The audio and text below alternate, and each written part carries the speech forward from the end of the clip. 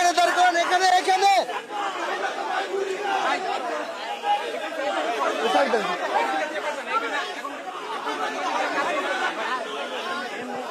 ভাই ভাই আপনি ভাই আপনি ভাই ভাই সবাই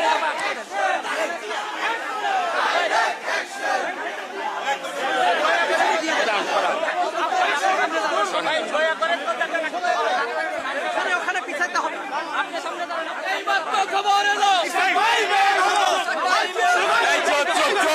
চুপ স্লোগান বন্ধ স্লোগান বন্ধ ব্রিফিং দাও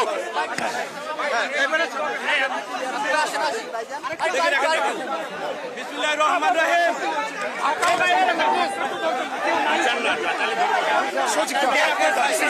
ধরবো কেমনে আমি আগে বিসমিল্লাহির রহমানির রহিম এই সামনে থেকে সরেন না এই সামনে থেকে সরেন এই সরেন আরেকটু আগে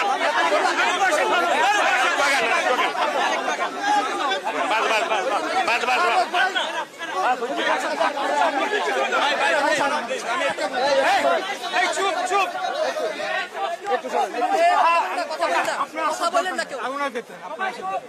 বিসমিল্লাহির রহমানির রহিম প্রথমে মহান আল্লাহ রাব্বুল আলামিনের কাছে এই সুজন ভাই দেখা দেন না একটু কমান নিচে নামান নিচে ডাউন করে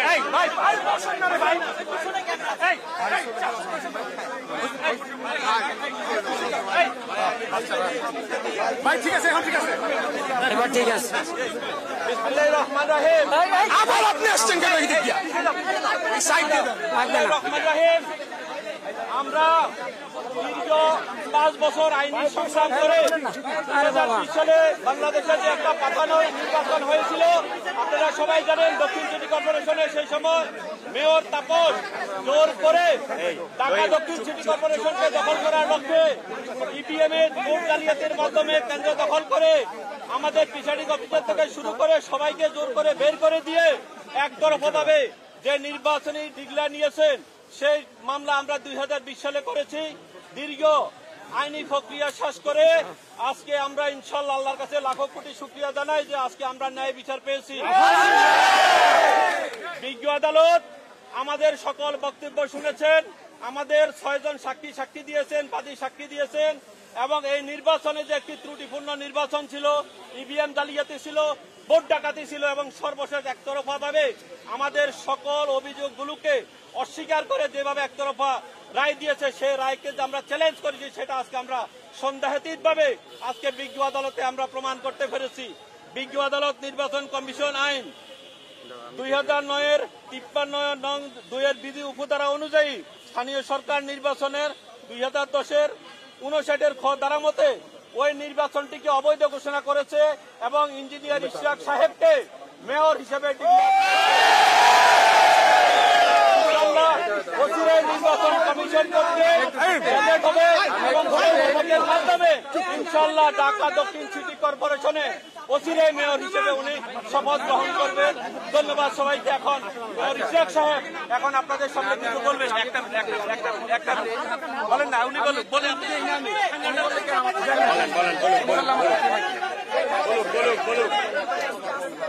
দাঁড়ান একটু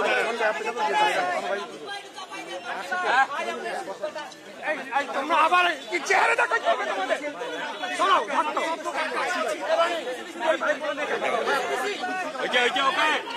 ওকে গড যাও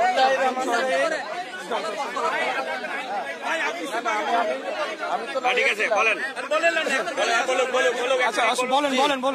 এইটা আমাদের একটা গণতন্ত্রের মহাবিজয় আমাদের দেশে যেভাবে একটা কালচার গত ফ্যাসিস্ট সরকার গড়ে উঠেছিল যে ভোট জালিয়াতির মাধ্যমে লুটতরার মাধ্যমে সন্ত্রাস তৈরি করে ভোট কেন্দ্র দখল করে যেই অনিয়মের মাধ্যমে একটা ইলেকশন করেছিল সেই ইলেকশনে এবং সরকারের নির্বাচন কমিশন এবং কমিশনের যে লোকজন তারাও সহায়তা করে যে এক পেছে রায় নিয়েছিল আজকের বিজ্ঞ আদালত এই 5 বছরের আইনগত প্রক্রিয়ার মাধ্যমে সেই রায়টাকে বাতিল করেছেন সেই রায় বাতিল করে আমাদেরকে এই আগের যে মেয়র ছিল, যিনি ঘোষিত তথাকথিত মেয়র ছিলেন, ওনার এই মেয়র পদ বাতিল করেছেন এবং ওই গ্যাজেটও বাতিল করার নির্দেশ দিয়েছেন। এবং সাবসিকুয়েন্টলি আজকের যিনি এই মামলার প্রার্থী ছিলেন আমাদের ইঞ্জিনিয়ার ইশতিয়াক হোসেন, ওনাকে এই পরবর্তী এখন থেকে মেয়র হিসাবে বিজ্ঞ আদালত ডিক্লার দিয়েছে এবং এই ডিক্লার অচিরেই গ্যাজেটের মাধ্যমে কার্যকর হবে। ধন্যবাদ। একটু জানতে চাই, এই যে এতদিন পর আজকে আপনি বিজয়ী হলেন, আপনার এই নির্বাচিত হলেন, নির্বাচনটা তো ওই সময় আপনারা বলেছিলেন বিতর্কিত হয়েছে, সেই বিষয়টা আসলে জানতে চাই। বিসমিল্লাহির রহমানির রহিম।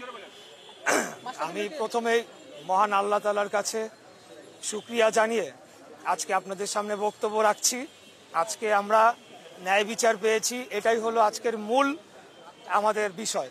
এখানে আমি মেয়র হতে পারবো বা আমি মেয়র পদে শপথ গ্রহণ করবো কিনা সেটা সম্পূর্ণ দলীয় বিষয়। আমি বাংলাদেশ জাতীয়তাবাদী দলের হয়ে ধানের শীষের মার্কা নিয়ে 2020 সালের 1 ফেব্রুয়ারি ঢাকা দক্ষিণ সিটি কর্পোরেশনে অনুষ্ঠিত যে মেয়র পদে নির্বাচন করেছিলাম এবং পরবর্তীতে সারা বাংলাদেশের কাছে, জাতির কাছে দিন দুপুরে আপনারা দেখেছেন ডাকাতি হয়েছে। মিডিয়ার ভাইরা সারাদিন আমার সাথে ছিল এবং নির্বাচন পূর্বের যে প্রচারণার যে কার্যক্রম তার প্রথম থেকেই ডে 1 থেকেই আমরা অভিযোগ দিয়ে আসছিলাম। সেখানে বিভিন্নভাবে আমাদের প্রচারণাকে বাধাগ্রস্ত করা হয়েছে। আমাদের তখনকার বিএনপি সমর্থিত কাউন্সিলর প্রার্থীদেরকে বিনা মামলায় গ্রেফতার করে নিয়ে যাওয়া হয়েছে। আমাদের প্রচারণার মাইক ভাঙচুর করা হয়েছে, পোস্টার ছিঁড়ে ফেলা হয়েছে, আমাদের শেষ দিকে গিয়ে আমার মিছিলের উপর হামলা পর্যন্ত হয়েছে এবং আমাদের বহু নেতাকর্মীদের মেরে রক্তাক্ত করে ফেলা হয়েছে। সর্বশেষ নির্বাচনের দিন আমি মিডিয়ার সমস্ত ভাইদেরকে নিয়ে বিভিন্ন কেন্দ্রে যাই। সকাল 9:30 পর্যন্ত তারা কেন্দ্রই খোলে নাই। 9:30 থেকে 1 ঘন্টা 1.5 ঘন্টার মতো কেন্দ্র কয়েকটা খোলা ছিল, তার পরবর্তীতে সমস্ত কেন্দ্র বন্ধ করে দেওয়া হয় এবং সেখানে ব্যাপক কারচুপির মাধ্যমে ভোট জালিয়াতি করে আমার যে ভোট হয়েছিল, আমি যে সংখ্যক ভোট পেয়েছিলাম সেটির থেকে বেশি ভোট দেখানোর জন্য দিনব্যাপী তারা কারচুপি করে। তো সেই বিষয়ে আমরা তখনই মামলা করেছিলাম সমস্ত নথিপত্র প্রমাণাদি দিয়ে, যেটি ইতিমধ্যে আমাদের আইনজীবী যারা রয়েছেন তারা আপনাদের কাছে ক্লিয়ার করেছেন। তো আমি যেটা বলতে চাই যে সবচেয়ে মূল বিষয় হচ্ছে যে আজকে ন্যায় বিচারের আমি পেয়েছি এবং বাংলাদেশে ন্যায় বিচার ফিরে আসুক, জনগণ যে একজন সাধারণ নাগরিক যাতে তার ন্যায় বিচারটি পায় সেটির ধারাটা যে শুরু হচ্ছে বা শুরু হয়েছে খুনি স্বৈরাচারী ফ্যাসিবাদী হাসিনা সরকারের পতনের পর, সেটির ধারাটা অব্যাহত থাকুক এবং পরবর্তীতে বাংলাদেশে আমরা সর্বস্তরে ন্যায় বিচার প্রতিষ্ঠা করতে পারি। এটি হচ্ছে আমাদের মূল উদ্দেশ্য, মূল লক্ষ্য। ধন্যবাদ সবাইকে। ওই সময়ে 16 বছরে যত ইলেকশন হয়েছে সবগুলোতে তো কারচুপি হয়েছে, তার মানে কি তাদের সময়কার সব ইলেকশনগুলো কি অবৈধ? আমি বলতে চাই যে আমি অন্য নির্বাচনের বিষয়ে মন্তব্য করব না। ঢাকা দক্ষিণ সিটি কর্পোরেশনে 2020 সালে যে নির্বাচন অনুষ্ঠিত হয়েছিল তার পরবর্তীকালে আমরা নির্বাচনী ট্রাইব্যুনালে দেশের বিদ্যমান আইন অনুযায়ী মামলা করেছি। সেই মামলায় আমরা আদালতে লড়েছি এবং দীর্ঘ আইনি প্রক্রিয়ায় এখানে অনেক জটিলতা তৈরি করে রাখা হয়েছিল। এটা আপনারা ভালো করেই জানেন যে খুনি হাসিনার ভাতিজা খুনি তাপস সে নিজে আদালতে হস্তক্ষেপ করে আমাদের এই মামলার প্রক্রিয়াটিকে বাধাগ্রস্ত করে বন্ধ করে রেখেছিল। পরবর্তীতে 5ই আগস্টের পর আমরা আইনি প্রক্রিয়া অনুসরণ করে আদালতে সমস্ত তথ্য সাক্ষী প্রমাণাদি দিয়ে এবং মামলা লড়ে আমরা জিতে এসেছি। অন্যান্য নির্বাচনের বিষয়ে সেটা আমার দেখার মন্তব্য করার বিষয়। আমি মনে করি যে নিএম নুরুল হুদা সহ অতীতে রকিব কমিশন ছিল, হুদা কমিশন ছিল এবং সর্বশেষ কি নাম আউয়াল কমিশন, এই কমিশনে যারা সাংবিধানিক পোস্টে ছিল, আমি মনে করি যে বাংলাদেশের যে এই অগণতান্ত্রিক ধারায় বাংলাদেশকে ধ্বংস করার যে চক্রান্ত হয়েছিল, সেটা ফ্যাসিবাদী শাসন যে কায়েম হয়েছিল, সেখানে সাংবিধানিক পদে যারা ছিল তারা অবশ্যই তাদের দায়িত্ব এড়াতে পারে না, কারণ সাংবিধানিকভাবেই তাদেরকে সেই ক্ষমতা বলি দেওয়া হয়েছিল। তারা সম্পূর্ণ ইন্ডিপেন্ডেন্টলি, তারা কোনো কিছুর কোনো চাপে না পড়ে এবং কোনো কিছুর বশবর্তী না হয়ে তারা কাজ করবেন, কিন্তু সেটিতে তারা ব্যর্থ হয়েছে। একই রূপে আউয়াল কমিশন, রকিবুল কমিশন এবং হুদা কমিশন যারা আছে তাদের বিরুদ্ধে অবশ্যই আমি মনে করি যে একটা বিচারিক প্রক্রিয়া শুরু করা উচিত। ধন্যবাদ সবাইকে। এইমাত্র খবর এলো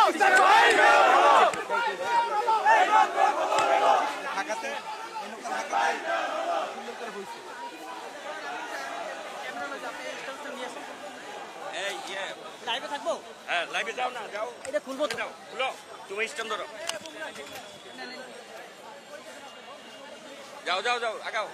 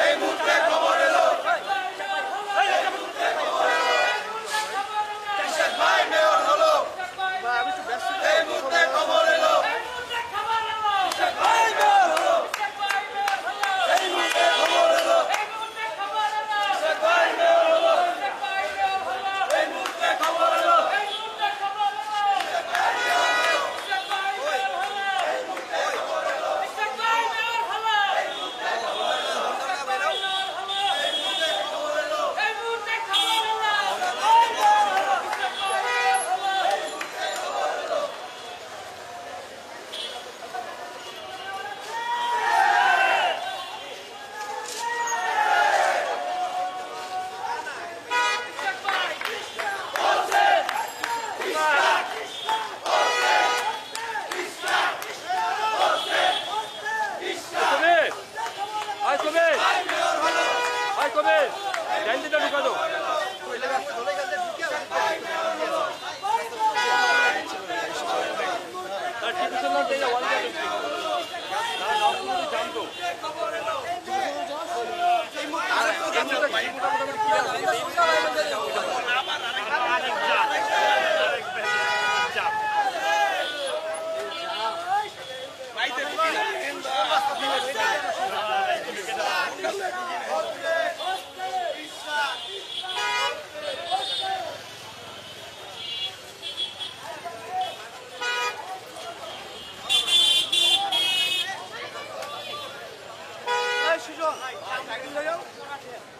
It is closed down, it is closed down.